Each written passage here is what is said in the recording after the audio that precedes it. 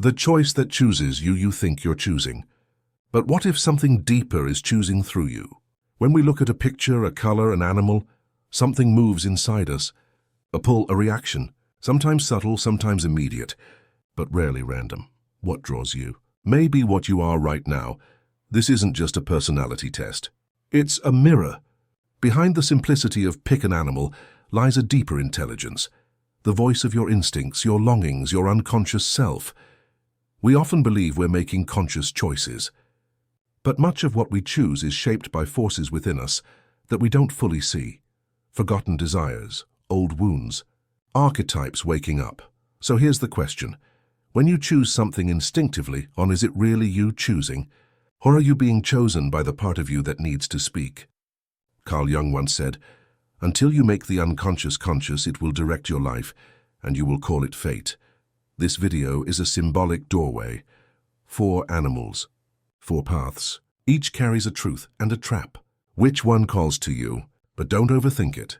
This is not a test for the mind. It's a whisper to the soul. Let yourself feel. Let the image speak, because sometimes the thing you're drawn to is not your preference, it's your message, and it might be the part of you that's been waiting to be seen. Jung's vision. Why this matters. Carl Jung believed that much of who we are lives outside our awareness. We like to think we know ourselves, our preferences, our values, our reasons. But underneath our logic there is a vast sea, the unconscious. It holds our memories, instincts, traumas, desires, and powerful symbolic forces known as archetypes. Archetypes are universal patterns, the hero, the mother, the shadow, the sage. They live in myths, dreams, art, and in us. They shape how we see the world and how we behave, especially in times of transition or emotional intensity. When you choose an image, especially when you're not overthinking, something inside responds. That response isn't random. It reveals which archetype is active in you right now. Jung taught that when we pay attention to symbols, we begin to see ourselves more clearly, not just who we appear to be, but who we really are underneath the surface. That's why this matters. The animal you feel drawn to is a symbol. It reflects your current emotional state, your hidden longings, and your path toward growth. It's not about right or wrong. It's about recognizing what's already alive inside you. Feel, don't think now. Pause, you're about to see 4 animals: eagle, serpent, wolf, horse. But before I explain what they mean, I ask you to do something rare. Don't analyze. Don't try to pick the smart one. Forget logic, just notice. Which animal stirs something in you? Which one pulls your attention? Which image triggers a reaction? Emotional, physical, even mysterious. Maybe it feels like attraction. Maybe discomfort. Maybe curiosity. That first instinctive pull, that's where the truth lives. Don't second guess it. This isn't about the animal you like the most. It's about the one that calls you. Even if you don't know why, close your eyes, take a breath, and feel. Which one has energy for you right now? That animal is more than a symbol. It's a mirror. It's a messenger. Ready? Let's begin. Eagle, spirit, and the illusion of control. If you were drawn to the eagle, something in you is reaching upward. You seek perspective, clarity, vision.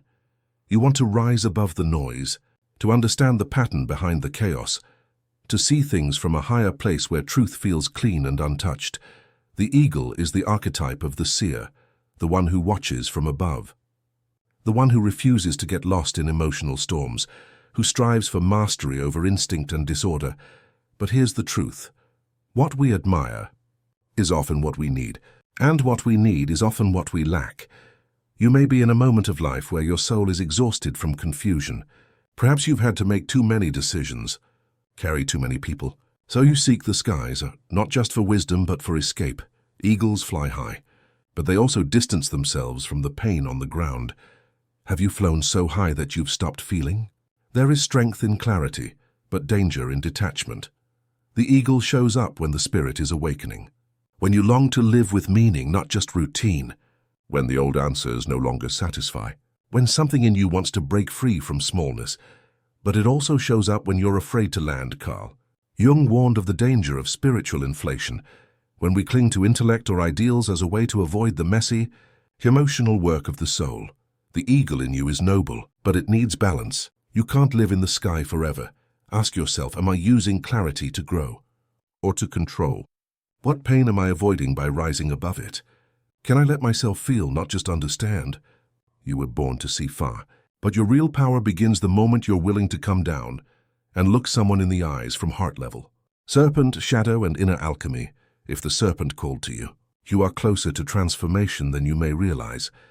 The serpent is one of the oldest, most misunderstood symbols in human history. Feared, worshipped, demonized, it has always lived at the edge between danger and wisdom, poison and medicine. In Jungian psychology, the serpent is the archetype of the shadow. It lives in the depths, beneath the surface of your persona, beneath who you pretend to be, beneath even who you think you are. To choose the serpent is to feel the pull of what you've repressed. Old wounds, powerful instincts, forbidden desires, unlived truths, but this isn't a punishment. It's an invitation. The serpent shows up when something in you is ready to shed its skin, when an old identity no longer fits, when the pain you've buried begins to ache for attention. Transformation isn't clean. It's raw, disorienting, emotional. You may be going through a deep transition, an end, a loss, an awakening, and maybe it's not visible on the outside, but inside something is dissolving and reforming.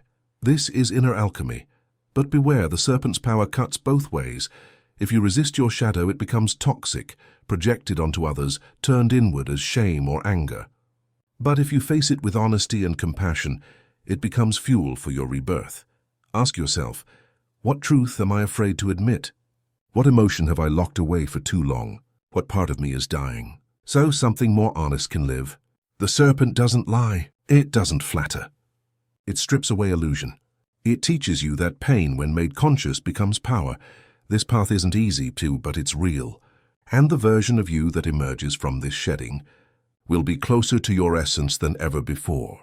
Wolf, freedom, solitude, and the wild soul. If the wolf called to you, your soul is likely caught between two deep cravings, to be free and to belong. The wolf is the archetype of the wild one, the untamed soul who refuses to be domesticated by society's expectations.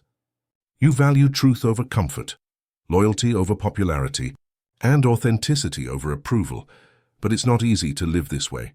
The wolf walks alone not because it wants isolation, but because it cannot bear to betray its own nature. It feels the hypocrisy and fake smiles, empty talk, and shallow roles, and so it retreats. If you chose the wolf, maybe you've been walking alone for a while. Maybe you've outgrown old relationships. Maybe your truth has cost you connection, and maybe you wonder, am I strong or just lonely? This is the wolf's dilemma. To stay connected to others or to stay loyal to yourself. Carl Jung wrote of the individuation process, the deep journey of becoming who you truly are, apart from collective norms.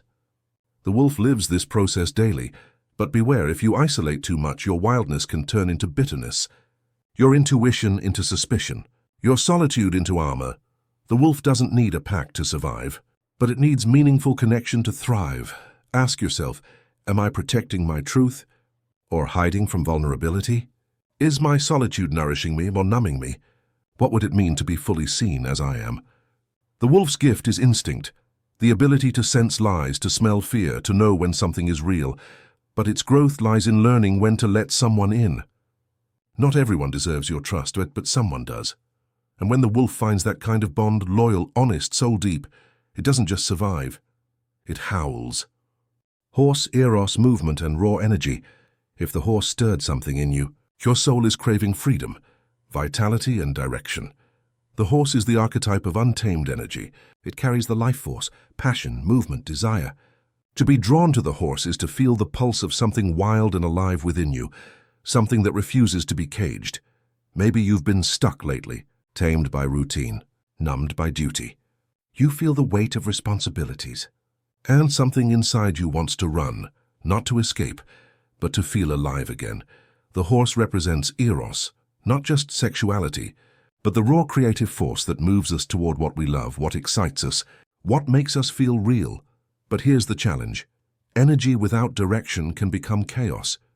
If the horse in you is ungrounded, you may act on impulse, jump from one desire to another, chase intensity without depth, and then wonder why you feel lost. This archetype invites you to reclaim your passion, but with purpose. Ask yourself, what parts of my life feel lifeless? And why am I tolerating that? What truly moves me, this not in theory, but in my body? Am I running towards something real, or just running? The horse doesn't need to be controlled. It needs to be partnered with. Your instincts aren't the enemy. They're your compass. Jung taught that true transformation involves integration, not suppression. The goal is not to tame the horse, but to ride with it. Let your passion guide you, but stay awake. Let your body lead, but stay aligned with your soul. Because when you learn to move with your inner fire, not against it, you become unstoppable, and you no longer just live your life. You ride it with power, direction, and grace. Which path are you choosing? 4 animals, 4 mirrors, none better than the other. Just different truths, different stages, different needs. So, which one chose you? That's the real question. Not what does it mean, but what part of me is ready to be seen. The eagle speaks of vision, but warns against escaping into intellect. The serpent brings transformation, but demands you face your shadow. The wolf honors your wild soul, but reminds you not to harden your heart. The horse pulses with passion, but calls for direction and conscious movement. Each is a symbol, a messenger, but ultimately they are not outside you. They are you, parts of your psyche rising to the surface, asking to be lived with more truth. Carl Jung believed that symbols are the language of the soul.